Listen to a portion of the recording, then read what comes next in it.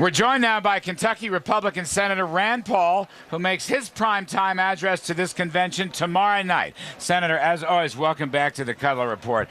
I want to ask a couple questions about your dad's presidential campaign. I've spoken to him many times. First, do you believe that he got a fair shake at this convention? Well, in some ways, I think yes. I mean, they were very cooperative in allowing him to have his own rally yesterday. It wasn't here at the convention, but he got to say anything he wanted for hours yesterday before 10,000 supporters, and that was a big deal. Right. We also worked hard on the platform. They allowed us to engage on the platform. My dad's signature issue has been audit the Fed. That became part of the platform. We had language that we were interested in protecting the Fourth Amendment, became part of the platform.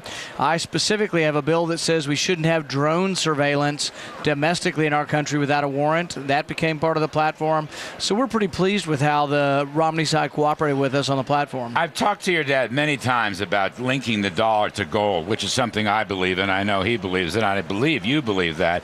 There is a gold commission in the platform. Are you pleased with that? Yeah, and it kind of goes along with my father's history. You know, Reagan appointed him to the Gold Commission in 1984. Jesse Helms was on it, and Lou Larriman was on it, and it was kind of a big deal that someone for the first time in 40 some odd years were talking about a linkage between gold and the dollar, and just to have the discussion again I think would be a big deal. Let me ask you now, go broader in terms of your dad's and your free market philosophy. Okay, I believe he calls it Hayekian. I love Friedrich Hayek myself. What will it take to bring those people who voted for your dad into the Republican Party on the basis of a free market policy which is pro-growth, pro-prosperity, pro-entrepreneur? Well, I think some of them already are in the party to stay, and they are transforming the party in many ways. You know, we took over basically and won in Iowa. The state party chairman in Iowa is a Ron Paul supporter. The state party chairman in Nevada is a Ron Paul supporter. So what I tell the Ron Paul people is you are winning the battle. You didn't win the whole battle this time, but you're winning little bits at a time, and they are influencing the party. What I tell the Republican Party is you need to be more welcoming. You need to accept these people because there's a lot of places you're not winning. Republicans are not winning in California. They're not winning in Oregon. They're not winning in Washington. Why do you think that is?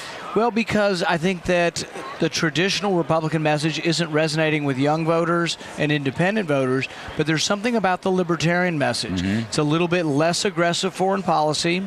It's also a little more tolerant as far as drug issue, things like that we don't want to put someone in jail for 20 years for marijuana use. That tolerance of some kind of behaviors that aren't harming anyone other than the individual, I think attracts more independents and moderates. It sounds to me like Mitt Romney and Paul Ryan are certainly more sympathetic and supportive of the free enterprise, free market system that you and your dad always talk about. Do you buy that? Are you happy with what they're saying? I think on a lot of economic issues, they are free market, they're free trade, and there's a lot of room for agreement. You know, I think a lot of times people want to emphasize the disagreement between the Ron Paul Republicans and the rest of the Republicans. Really, the overlap is probably close to 90%. It's 5 or 10% disagreement, sometimes strong disagreement. We personally think that you should get a jury trial in this country before being sent to Guantanamo Bay, or actually better yet, American citizens probably should not be sent to Guantanamo Bay. Right. But at the very least, you ought to get a jury trial in our country, and that's a real fundamental thing that if you get down to it, the other Republicans will say, well, yeah, I agree with that, but we've had votes in Congress where they've allowed wording to be in bills, the defense authorization bill, saying you could send someone to Guantanamo Bay without a jury trial. But just to wrap up, lower taxes, shrinking budgets, are you happy with the GOP message on that?